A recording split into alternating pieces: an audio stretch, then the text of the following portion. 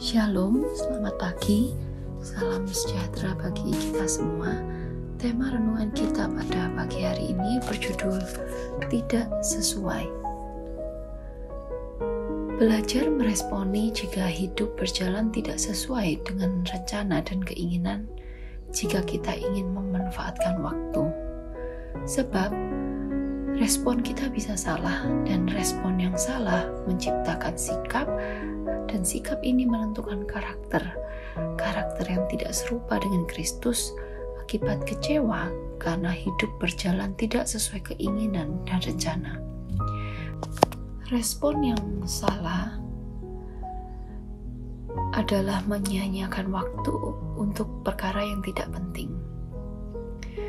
Respon yang benar itu adalah manifestasi Roh Allah atas diri orang percaya di hari-hari terakhir. Semua orang pernah mengalami bahwa hidup berjalan tidak sesuai rencana dan keinginan kita. Dalam firman Tuhan ada banyak kisah tentang hal ini, seperti ketika bangsa Israel yang menginginkan keluar dari tanah Mesir. Ternyata dalam perjalanan tidak sesuai keinginan mereka, sehingga mereka bersungut-sungut, mereka menyesal keluar dari Mesir, mereka berpikir lebih baik mati sebagai budak di Mesir. Selain itu ada cerita tentang Yusuf dan Maria yang punya rencana untuk menikah, tetapi Tuhan mengintervensi hidup mereka dengan memberikan putra Tuhan di luar pernikahan mereka, sehingga rusaklah rencana mereka.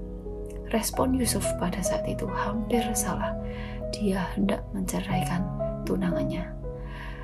Dalam cerita lain tentang Yunus harus mati dan mengalami kebangkitan karena teguran keras Tuhan atas sikapnya yang melarikan diri ke Tarsis, karena sikapnya tidak ingin orang Niniwe yang jahat itu mengalami keselamatan dari Allah.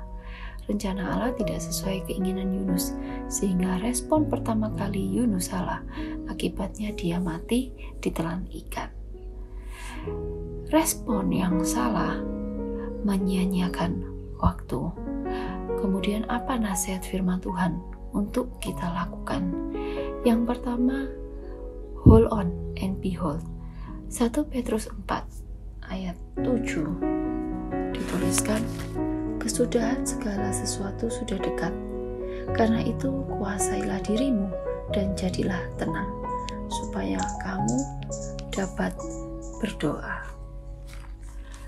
Hold on adalah sebuah frasa dalam bahasa Inggris yang memiliki beberapa arti.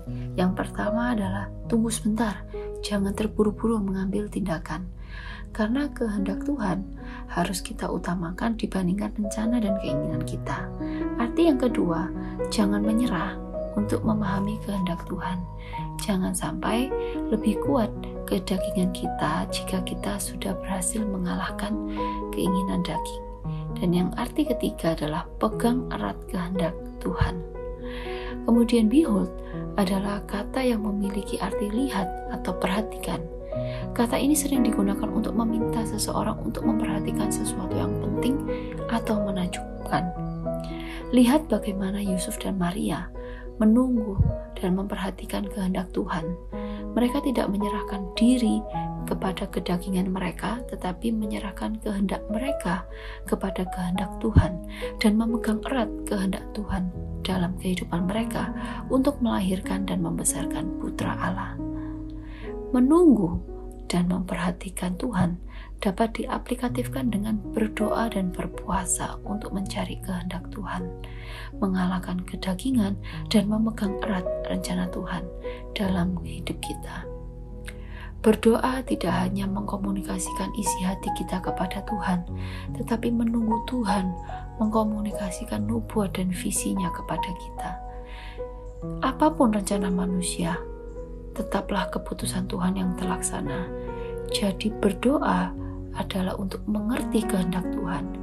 Porsi doa kita harus lebih besar memahami kehendak Tuhan dibandingkan mengkomunikasikan isi hati kita. Yang kedua adalah move on. Filipi 3 ayat 13 sampai 16 menuliskan, Saudara-saudara, aku sendiri tidak menganggap bahwa aku telah menangkapnya, tetapi ini yang kulakukan. Aku melupakan apa yang telah di belakangku dan mengarahkan diri kepada apa yang di hadapanku, dan berlari-lari kepada tujuan untuk memperoleh hadiah, yaitu panggilan surgawi dari Allah dalam Kristus Yesus. Karena itu marilah kita yang sempurna berpikir demikian. Dan jikalau lain pikiranmu tentang salah satu hal itu akan dinyatakan Allah juga kepadamu. Tetapi baiklah tingkat pengertian yang telah kita capai, kita lanjutkan menurut jalan yang telah kita tempuh. Mengarahkan diri pada apa yang di depan, itu berbicara tentang mempersiapkan diri dan sesama untuk menyongsong kedatangannya.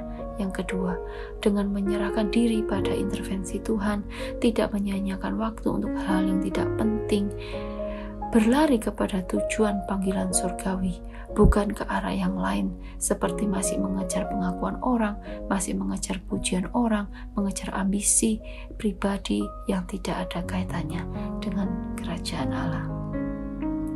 Saudara yang dikasihi Tuhan, tidak ada musim yang buruk, hanya ada pakaian yang tidak cocok. Lalu apakah kita tidak boleh meminta musim yang baik? Boleh saja, tetapi permintaan kita itu bukan yang utama. Mari kita belajar dari doa Bapa kami yang diawali dengan datanglah kerajaanmu, baru kemudian diikuti dengan berikanlah roti. Amin. Tuhan Yesus memberkati.